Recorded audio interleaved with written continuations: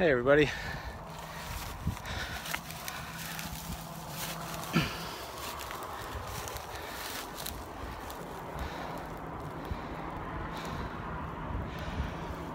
Whew.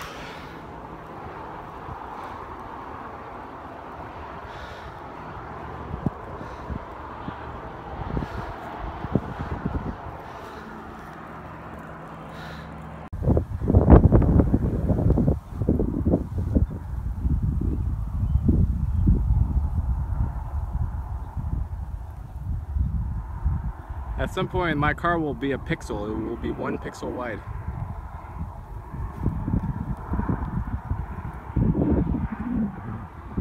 And then it will just disappear into the background. At a certain point, I gotta ask myself,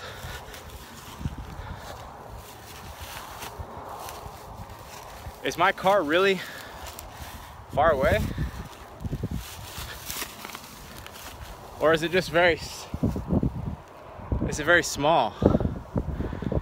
Is it super tiny? Far away or super tiny? What's the difference? What is the difference?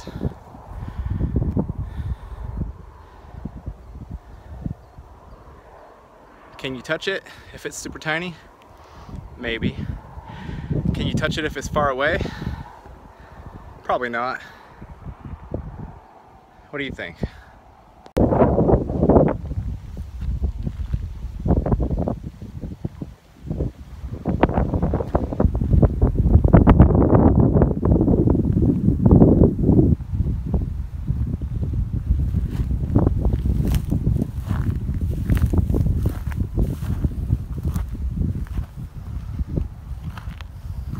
I didn't know at first why I was doing this.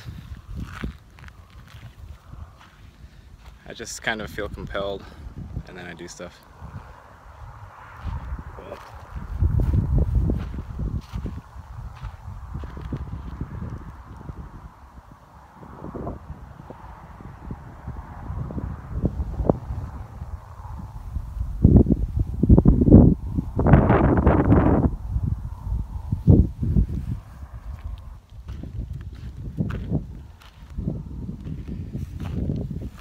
Og,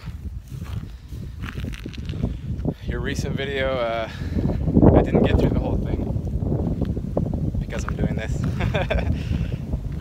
I'm gonna try and cover up the microphone so it's not so loud for everybody. But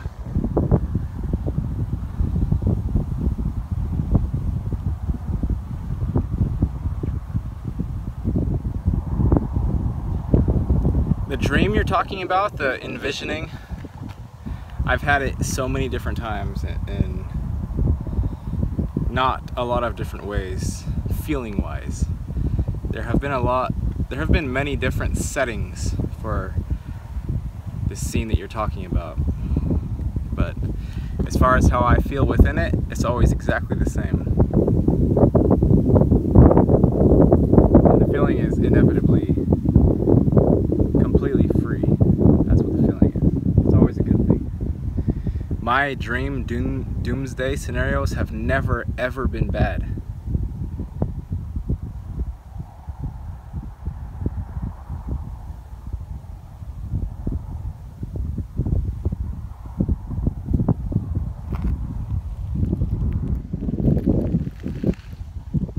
I've had many of them. Many doomsday scenarios. None of them bad.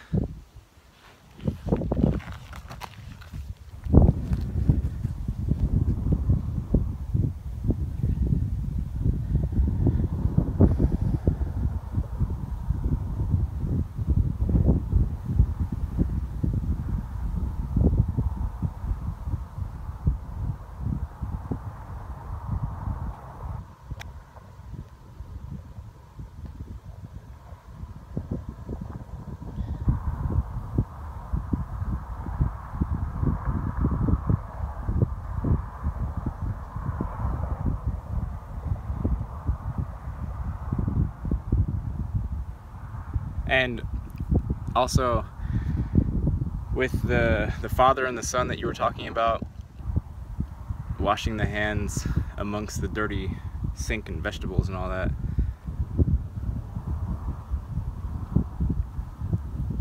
The feeling I get from that is that the father was all right to wash his hands in there because the beast was dead, because the machine died. The machine that gave rise to notions such as wash your hands every time you eat, wash your hands every time you go to the bathroom. You know, these notions that get us just like jumping at everything, all these invisible things. I mean, it's a perfect scenario to fear what you can't see. It's perfect in all situations. Because with your savior religions, okay, fear what you can't see, devil, hell. With your, you know, your immunization, your vaccines, okay, all these things that half of the people are saying are ridiculous and bad for you and half the people are saying are good for you, well, that falls into the same category. You can't see it. You're taking by faith that there's some type of minuscule object that's harming you. And it's a leap of faith. It is, unless it was programmed into you, and it makes logical sense because it was programmed in at a young age. It's a leap of faith.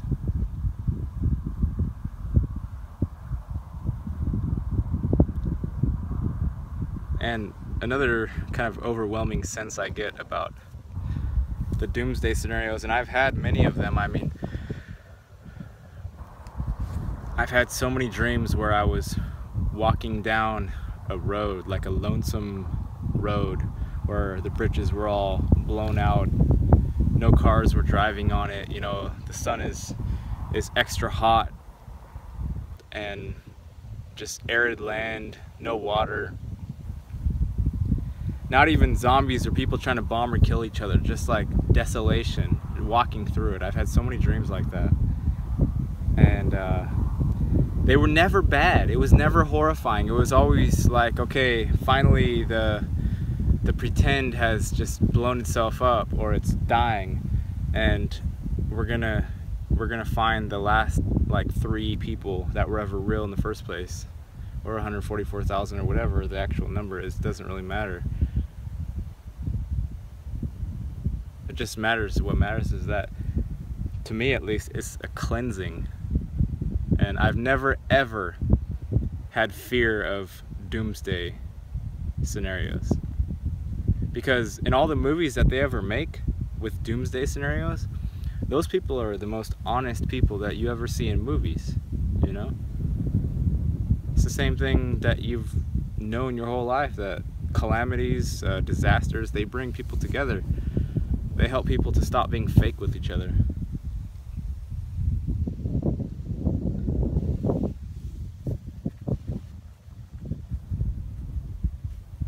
So we've been dying the slow death. We've been dying the slow death of having all of the passions ridiculed and not feeling like we belong. We've been dying that slow death, but it perpetuates itself. So we feel like the doomsday sort of scenario is going to save us or something, but you know, we kind of know deep down inside that the money system it's not completely managed, but there are things that can be done to offset the impending implode or collapse. And we realize that they can go on indefinitely without ever just getting rid of themselves and offering us the opportunity to be genuine.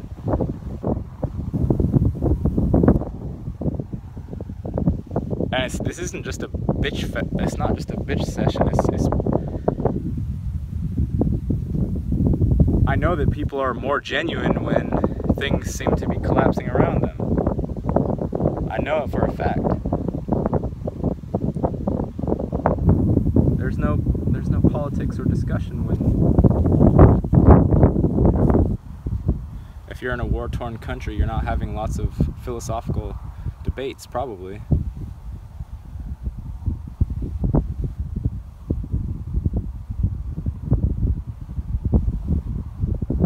So anyway, back to Og and his dreams and envisioning. I've had many of the same, and I've had many dreams even where there's some natural disaster calamity, like a giant tsunami wave coming, you know, that's hundreds of miles high, not just, you know, 50 feet high. I've had where just alien ships all over the place, light ray guns, everybody zapping, you know, and they've never been that scary. That's always like, I was turned on from them. I was like brought to life from them. It was as if a storyteller had finally come to the desolate scene that is modern America and modern life in general, and had just like what's the word for, had just inserted a, doesn't even have to be a perfect storyline, just a good storyline, just some storyline, something, you know. Disasters are not, they're good. What we're in now is like the insurance era, and don't ever do anything or disturb anybody, microaggressions, you know, political correctness, all this stuff. And this type of area is where real humans come to die. This is where we fade out. We can't exist here.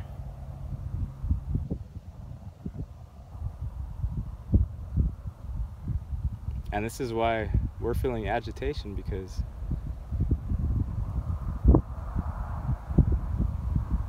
the realm itself, this is also why I like to go exploring. The realm itself, as far as the apparent human domain, which isn't just human, but, you know, all human related things, it's so dead. It's amazing. So I come out here and I just hear the wind, you know? And it's desolate out here. I mean, look at this hill over here. I don't know if you can see it, but this burned all up. It's all burnt. And there's nothing up here. There are no fences. Okay, so we have like a power pole over there. And there's a road just beyond the way, but for the most part, this is not land that you can do anything with. If you could do something with it, I would assume people would be doing something with it. This is just hills and weeds and trees, and it's dry. And I'm up here.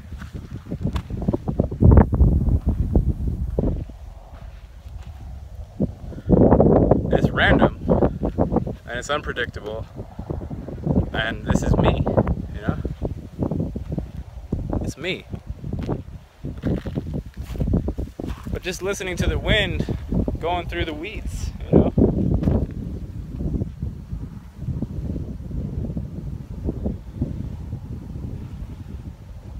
The bugs. It's not fake.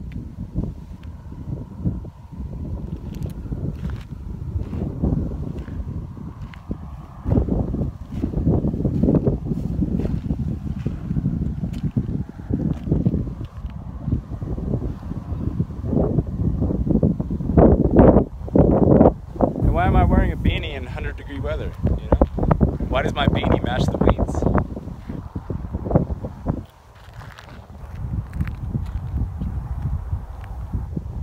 I left a note on my car.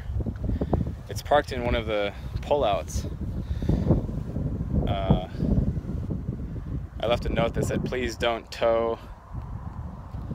I'm coming back tonight." I've been in situations where I left the car and it got towed, but hopefully that will stop anybody. Or it will at least give them a good chuckle as they're calling the local tow company.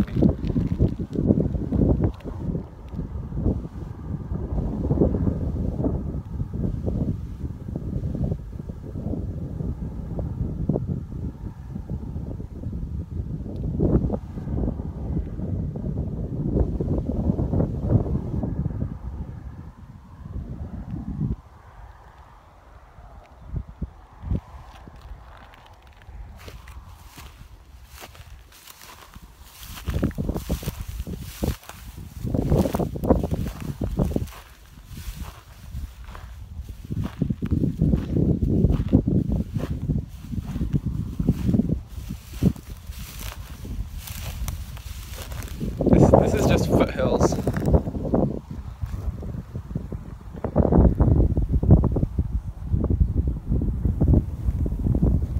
Nothing special.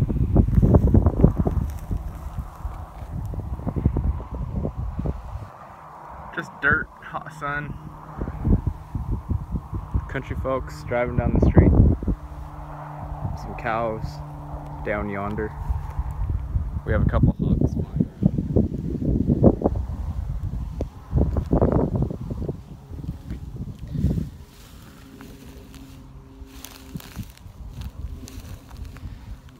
This is like, I can't describe it, but this is how we grew up.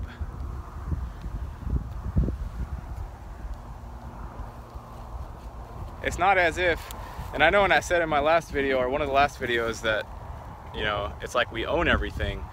That was kind of an incorrect way to say it. It was like we belonged. Everywhere we went in nature, we belonged. We were proper. And contrasting with that is everywhere in the city, in the economic realm, in the business realm, in the employee realm, in the civilian realm, everywhere in there, we weren't proper. We were not correct. And we felt it. And we never took it seriously. Not really. We might have pretended to ourselves, we might have pretended to family, we might have pretended to anybody that we gave two shits about it, but we only did it because it was forced on us.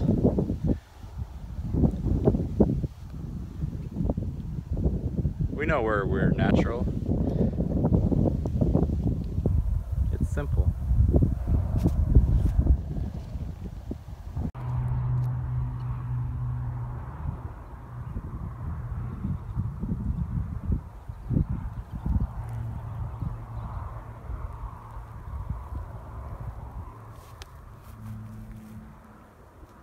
Bad hiking apparel.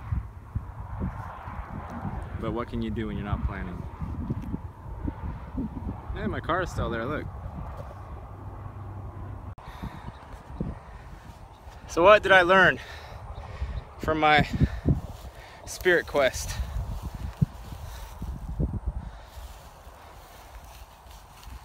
What did I learn?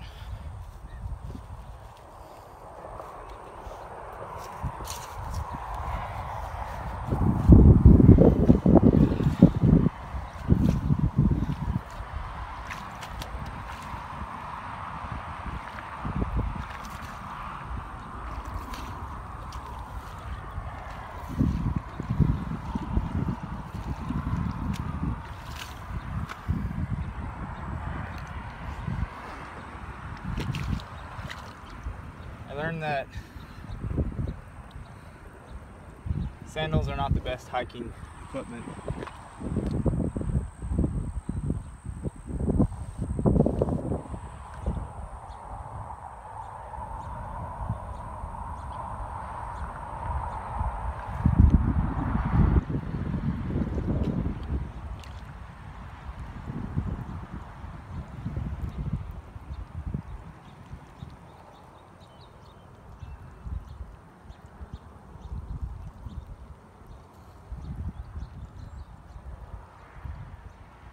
Sex is good no matter what form you're in.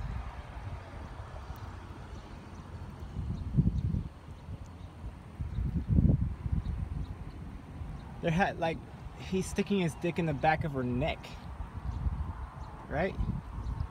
Unless that's the woman on top.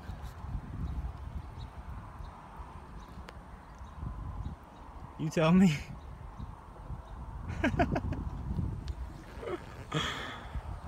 You tell me what's going on there. I don't know. I didn't learn anything really. I just remembered that I love nature and that yeah, didn't learn anything, like always. Who's hungry? Who is hungry? Somebody's hungry. Who's building the campfire? I got the meat.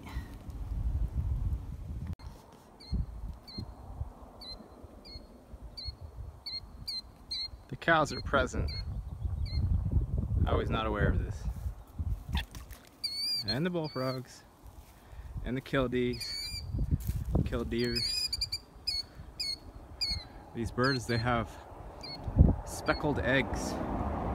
When we would go up on the canal by our old house with the killdeer or the killdeer, these birds that you hear making the squawk noise, what they're doing right now is distracting from their nest. They're making all kinds of noise and they want you to follow them rather than step on their eggs or eat their babies or whatever. That's what the killdeer or the killdeer bird, that's what they do. Their eggs are white and speckled black. Really pretty. They blend in with the topography of the top of the canal really well.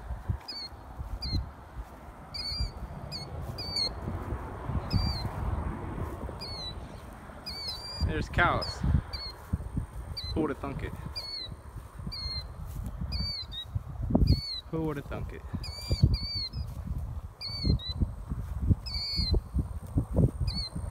The cows are aware of me.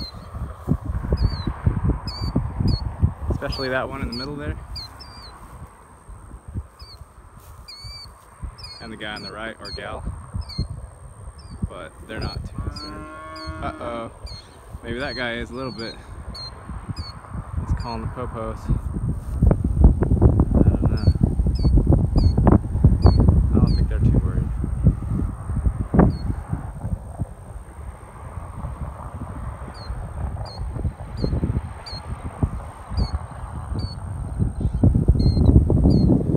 If I get a cop to come and bug me, I'll tell him I'm shooting a documentary on Armageddon.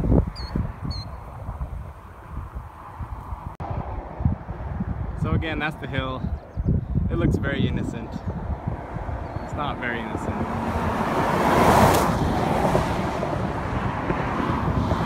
It's mainly just full of stickers. Not a lot else. But I made it. I'm back.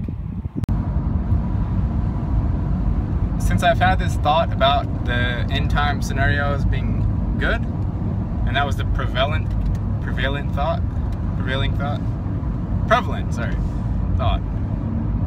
about end times, about zombie apocalypse, the you know, what's the word for books that are bad, end of the world books, bad. There's a word for that, right? Right, Jazz? What is the word for that? Bad scenario, end of the world books.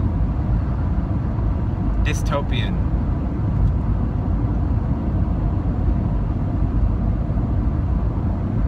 So I've contemplated many times the thought that a dystopian future would be correct and sort of a fix for the shittiness that is current human life.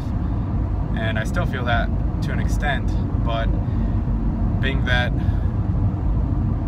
I've been trained as a good Orwellian student, I also know that when I encounter a half of a dichotomy or a half of a duality, I also have to consider its opposite. So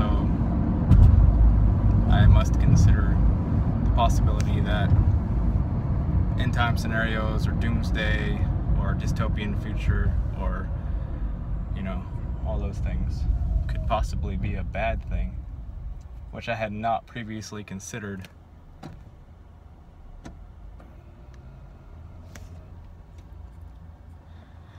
Whew, that was a good hike.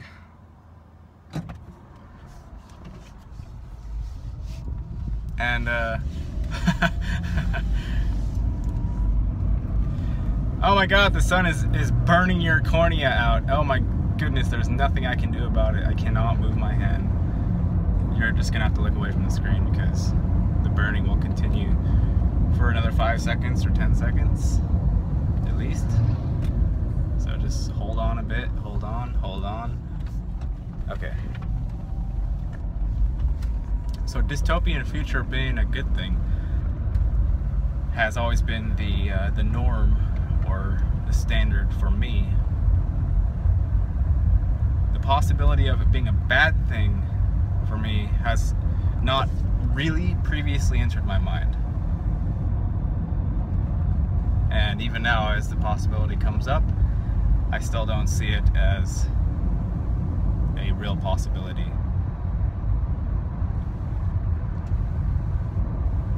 Because if the current society is provoking everybody to become dead to their true self and their true soul and their true heart, love, compassion, all of these things, empathy, if that's what the current society is encouraging people, prompting, pressing, moving them on towards the culmination of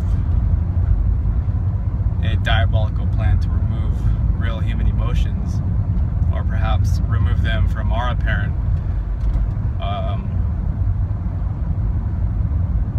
arena to something that we don't even witness, we don't even feel the emotions anymore, but they're still extracted. And so in that case, it wouldn't even be a semblance of a symbiotic relationship. It would be pure extraction. It would be pure farming. And as far as I know, if cows had sentience, they wouldn't be down with what was going on. I could be wrong. You know, they could be so far advanced beyond us that they've already seen the ultimate culmination of the farming of other living beings, and they realize that the best and correct path is to allow it. I don't know, but to me it seems that for the most part, beings are not naturally apt to bloodsuck one another and cannibalize one